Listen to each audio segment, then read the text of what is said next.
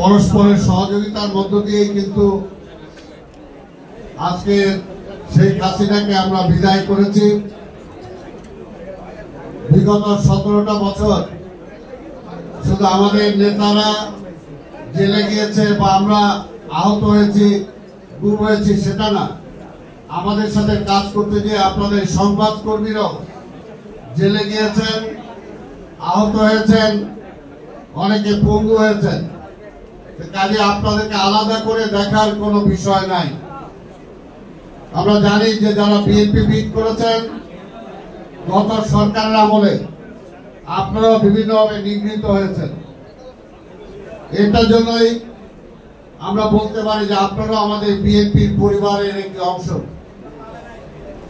তাই আজকে বলবো যে আমাদের সংকট কিন্তু কাটে নাই। আমাদের সংকট মানে এটা আপনাদেরও সংকট।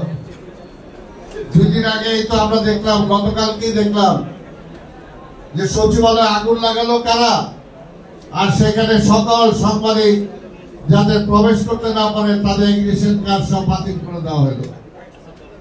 অর্থাৎ কারা করলো আর কাদের উপরে আসলো। আমরা বারবার বলে আসছি যে আওয়ামী লীগের প্রেতাত্মারা এখন পর্যন্ত সচিবালয়ে অবস্থান করছে বিভিন্ন দায়িত্বে। তাদেরকে না সরিয়ে সাংবাদিকরা যাতে সঠিক সংবাদ না নিতে পারে সেটা যেন তাদেরকে সেখান থেকে ঠেকানো হলো। এই কারণে বলবো যে এখনো সমস্যা কিন্তু শেষ হয় নাই। আমরা ফ্যাসিবাদের মাথাকে দূর করেছি, কিন্তু ফ্যাসিবাদের অন্যান্য যারা শেখ হাসিনাকে ফ্যাসিবাদ বানিয়েছে, ফ্যাসিস্ট বানিয়েছে, তারা কিন্তু এখন অবস্থান করছে। তাই এটা আমাদেরকে সম্মিলিতভাবে ফাইট করতে হবে। এটার জন্য আপনাদের কাছে আমরা অনুরোধ করতে চাই, ঢাকা মহানগরীতে স্বাভাবিকভাবে যারা কাজ করতে গিয়ে ভুল ত্রুটি হতেই পারে। যে কোনো সময় যে কোনো কিছু, অনেক সংবাদ আছে যে দেওয়ার আগে আপনারা যদি মহানগরীর আহ্বায়ক আকর মজনু আছে, সদস্য সচিব রবিন আছে, যে কোনো বিষয় যদি তাদের থেকে আপনারা কনফার্ম করে নেন তাহলে কিন্তু অনেক সুবিধা হয়। আর আরেকটা বিষয় বলতে চাই, এটা আপনারা মানেন বা না মানেন, এটাই তো সত্য। যাকে সাংবাদিক জগতে একটা ইয়েলো জার্নালিজমের কিন্তু জন্ম হয়েছে।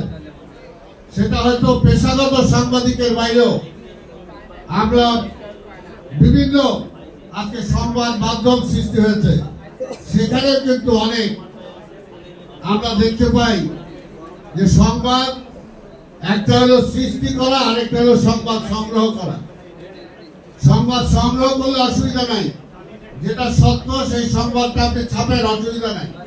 কিন্তু নিজের থেকে যদি নিজের আপনার সংবাদ বানান সেখানে কিন্তু অসুবিধা হয়ে যায়। এই বিষয়গুলো আমরা জানি, আমরা বলেছি যে আমাদের ভুল ত্রুটি থাকতে পারে। মহানগর, আমি তো এই কষ্টের কথা বললাম যে দেখেন যত কষ্ট বিএনপি করেছে 17 বছর, অনেকে অনেক কথা বলতে পারে, কিন্তু বিএনপি নেতা কর্মীদের বাড়িঘর আওয়ামী লীগ দখল করেছে, ব্যবসা প্রতিষ্ঠান দখল করেছে, চাকরি থেকে বিতাড়িত করেছে। আজকে সেই নেতা কর্মীদের তো অনেক খুব হওয়া উচিত ছিল, হওয়াটাই স্বাভাবিক। কিন্তু 5 তারিখের পরে আমাদের নেতা তারেক রহমান নির্দেশ দেওয়ার পরে কেউ কিন্তু তার সেই দখল হয়ে যাওয়া সম্পত্তিও কিন্তু অনেকে দখল করতে চান, পুনর্দখল করতে চান নাই। তার ব্যবসা প্রতিষ্ঠানটা বন্ধ ফিরে আনতে পারেন নাই, তার চাকরিটা পর্যন্ত অনেকে ফিরে আনতে পারেন নাই। যে কর্মী, যে মা তার সন্তানকে হারিয়েছে, তার সন্তান পঙ্গু হয়েছে, আজকে সেই এলাকার সেই কর্মীদের মধ্যে আওয়ামী লীগের ব্যাপারে অনেক ক্ষোভ থাকতেই পারে।